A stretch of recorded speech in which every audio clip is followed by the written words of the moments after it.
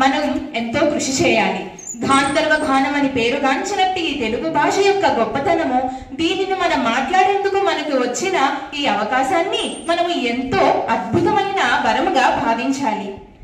తెలుగు భాష యొక్క గొప్పదనాన్ని ప్రపంచ దేశాలకు చాటి చెప్పిన సాహిత్య సమరాంగ సార్వభౌముడు అయిన శ్రీకృష్ణదేవరాయలు వారి యొక్క రచన అయిన ఆముక్త మాల్యధలోని తెలుగు భాష యొక్క గొప్పదనాన్ని ఉట్టిపడేలాగా ఒక పద్యాన్ని రచించారు.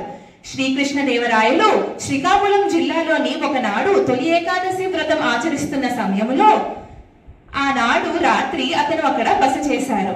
ఆ రోజు రాత్రి ఆంధ్ర మహావిష్ణువు శ్రీకృష్ణదేవరాయల కలలోకి వచ్చి, రాజా, నీవు ఒక కావ్య రూపకాన్ని రచించుము, అది ఆంధ్రము అనగా తెలుగు భాషలోని రచించు అని అడిగాడు. అప్పుడు శ్రీకృష్ణదేవరాయలు ఎంతో ఆశ్చర్యపడుతూ, నాదా, నేను సంస్కృత భాష పండితుడను.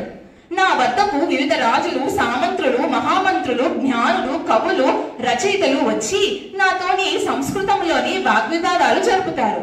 సంస్కృత పాండిత్యుడైన నేను తెలుగులోని ఎందువలన రచించాలి అని అడగగా ఆంధ్ర మహావిష్ణువు ఒక నవ్వు నవ్వి ఈ విధంగా అంటారు, అయితే వినురాజా, తెలుగదేల ఎన్న దేశంబు తెలుగునే, తెలుగు వల్లబుండ తెలుగు కండ ఎల్లంట్రుపులు గొరుగ ఎరుగవే భాషాడి దేశ భాషలందు తెలుగు లెస్స. తెలుగదేల ఎన్న దేశంబు తెలుగు రాజా, ఇప్పుడు నీ ఉన్న ఈ నేల తెలుగు నేల, ఈ మట్టి తెలుగు మట్టి. తెలుగదేల ఎన్న దేశంబు తెలుగు, ఈ దేశమే తెలుగు దేశము. నే తెలుగు వల్లగుండా, నువ్వు ఏ తెలుగులో అయితే దీన్ని రచించాలన్నావో ఆ తెలుగు భాషకు సార్వభౌముడను నేను, ప్రభువును నేను ఆ భాషకు. ఎల్లంట్రుపులు గొరుగ ఎరుగవే భాషాడి, మాట్లాడుకుంటున్నట్టుండే భాష. ఎందరో పండితులు ఎంతగానో వర్ణించిన, పొగిడిన, హర్షించిన భాష ఈ తెలుగు భాష. దేశ భాషలందు తెలుగు లెస్స. ఎన్నో సంస్కృతులు, సాంప్రదాయాలు ఉన్న ఈ భారతదేశంలోని అన్ని భాషల యందు లెస్సైన ఈ తెలుగు భాషలోని అందుకే నేను రచించమన్నాను. నీవు ఈ తెలుగు భాషలోని గోదాదేవి శ్రీరంగనాథుడి యొక్క ప్రేమ కావ్యాన్ని రచించమని ఆంధ్ర మహావిష్ణువు చే పొగడబడిన అతి అద్భుతమైన భాష మన తెలుగు భాష.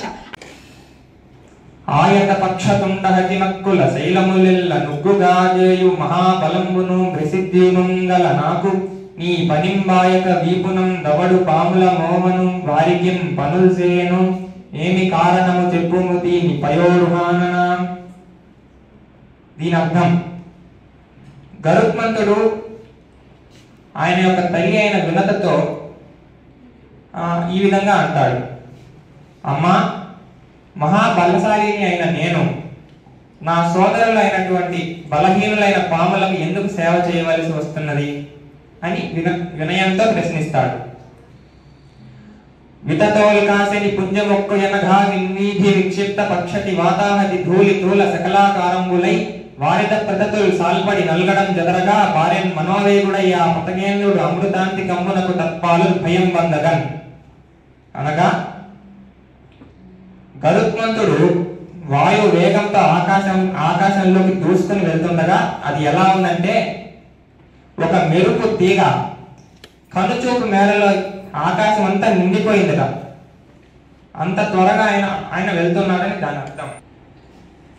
అనగనగరాగ మతిశయించుచుండు తినగ తినగవేము తీయగుండు సాధనమున పనులు సమకూరు ధరలోన విశ్వదావిరామ వినురవేమ. ఈ పద్యం యొక్క అర్థం, రాగాన్ని పలుకుతూ పలుకుతూ ఉండగా అది మనకి ఇంపుగా ఉంటుంది. పుట్టుకతో ఎవరు గాయకులు కాలేదు, వాళ్ళు ప్రాక్టీస్ చేయడం వల్ల, సాధన చేయడం వల్ల వాళ్ళు గాయకులు అయ్యారు. తినగా తినగా వేపాకు కూడా తీయగానే ఉంటుంది. ఎవరైతే మొదటి బయటలో వదిలేస్తారో వాళ్ళకి ఆ తీయదనం ఎప్పటికీ చేరుకోలేదు.